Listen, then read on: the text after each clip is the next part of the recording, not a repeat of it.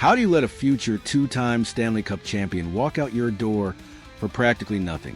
It's the kind of question that keeps general managers awake at night, tossing and turning as they replay decisions that seem logical at the time but now haunt their legacy. For the Toronto Maple Leafs, this nightmare has a name, a face, and a resume that makes their front office's oversight look almost criminal in hindsight. The pick that nobody saw coming, let's set the scene. 2013 NHL Draft, third round, and teams are making their selections based on potential rather than certainty. This is where diamonds in the rough are discovered, where future stars emerge from obscurity to change franchises forever. The Toronto Maple Leafs stepped up to the podium and selected Carter Verhaeghe, a name that probably didn't register with most fans at the time. Third-round picks are lottery tickets in the hockey world. Most never see meaningful NHL action, let alone become impact players. Organizations view them as developmental projects with low expectations and even lower investment. The Maple Leafs certainly treated Verhaeghe this way, and honestly, who could blame them?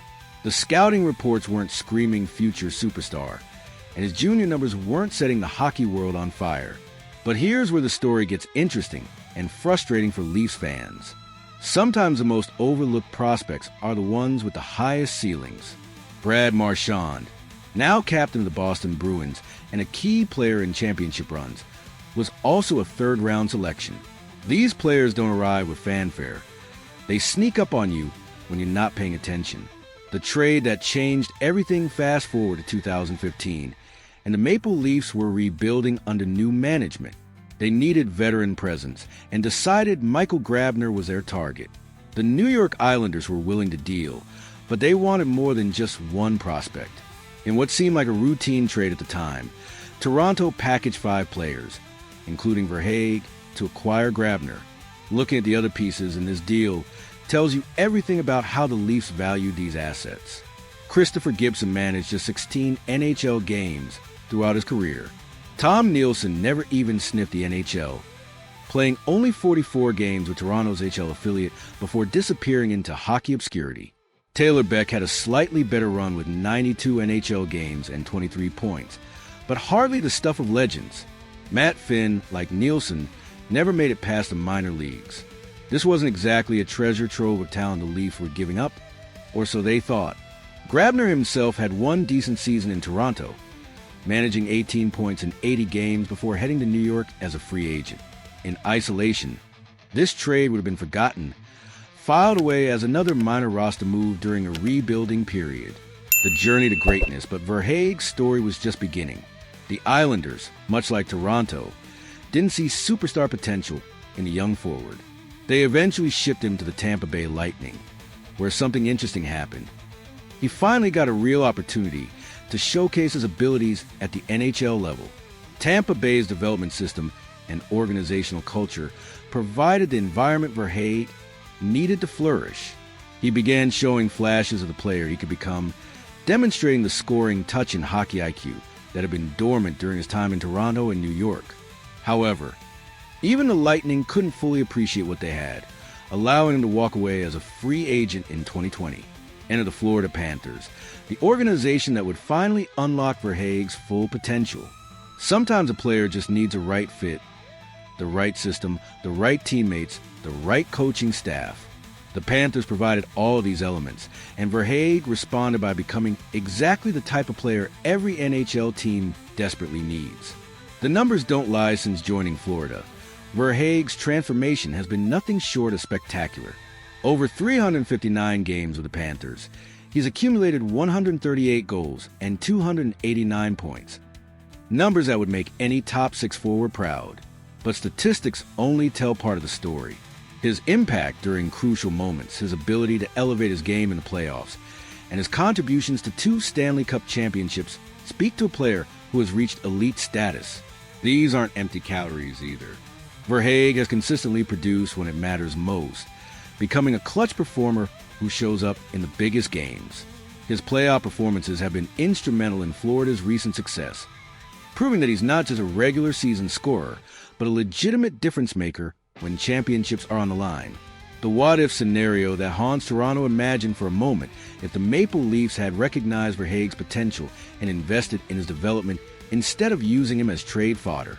Picture him skating alongside Austin Matthews, Mitch Marner, and William Nylander during Toronto's competitive years.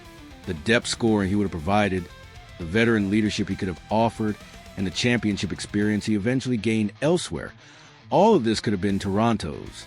The 2021 bubble playoffs represent a particularly painful what-if scenario for Leafs fans. Toronto was competitive but lacked that extra scoring depth needed to get over the hump. Having a player of Verhaeghe's caliber in their lineup during those crucial playoff runs might have been the difference between early exits and deep playoff success. This isn't just about one player, though. Verhaeghe's success highlights systemic issues with how organizations evaluate and develop talent. 3 different franchises, Toronto, New York, and Tampa Bay, failed to fully recognize his potential. Only Florida created the environment where he could reach his ceiling. The organizational development factor, what makes Verhaeghe's story particularly fascinating, is how it illuminates the importance of organizational development systems. The same player who couldn't crack lineups in Toronto, New York, and Tampa Bay became a superstar in Florida. This suggests that talent alone isn't enough. The right developmental approach and organizational culture are crucial components of success. The Panthers deserve enormous credit for their player development philosophy. They saw something in Verhaeghe that 3 other organizations missed, then created the conditions for him to flourish. This isn't luck. It's smart organizational management and a testament to their scouting and development departments. The ripple effect of missed opportunities Verhaeghe's success story extends beyond individual achievement. It represents a butterfly effect of personnel decisions in professional sports. One seemingly minor trade can alter the trajectory of multiple franchises. While Florida celebrated championships, Toronto continued searching for the missing pieces that might have been in their system all along. This situation also highlights the challenge of evaluating prospects, especially later-round picks. Scouting departments work with limited information and must make projections based on incomplete data. Sometimes exceptional players slip through the cracks not because of incompetence, but because development curves are unpredictable and success often depends on circumstances beyond pure talent. Lessons for the future. The Verhaeghe saga offers valuable lessons for NHL organizations about patience, development, and the long-term view of talent evaluation. Rushed judgments on prospects can be costly, and the pressure to make immediate improvements sometimes leads to decisions that sacrifice future success for short-term fixes. For the Maple Leafs specifically, this story serves as a reminder about the importance of thorough prospect evaluation and the potential cost of treating draft picks as disposable assets. While they've had success with other selections like Matthews, Marner, and Nylander, the Verhaeghe situation shows how even successful organizations can miss opportunities that come back to haunt them. What do you think about the Maple Leafs letting Carter Verhaeghe slip away? Could he have been the missing piece that finally brought a Stanley Cup back to Toronto? Share your thoughts in the comments below. And don't forget to hit that like button if you enjoyed this deep dive into one of hockey's most fascinating what-if stories.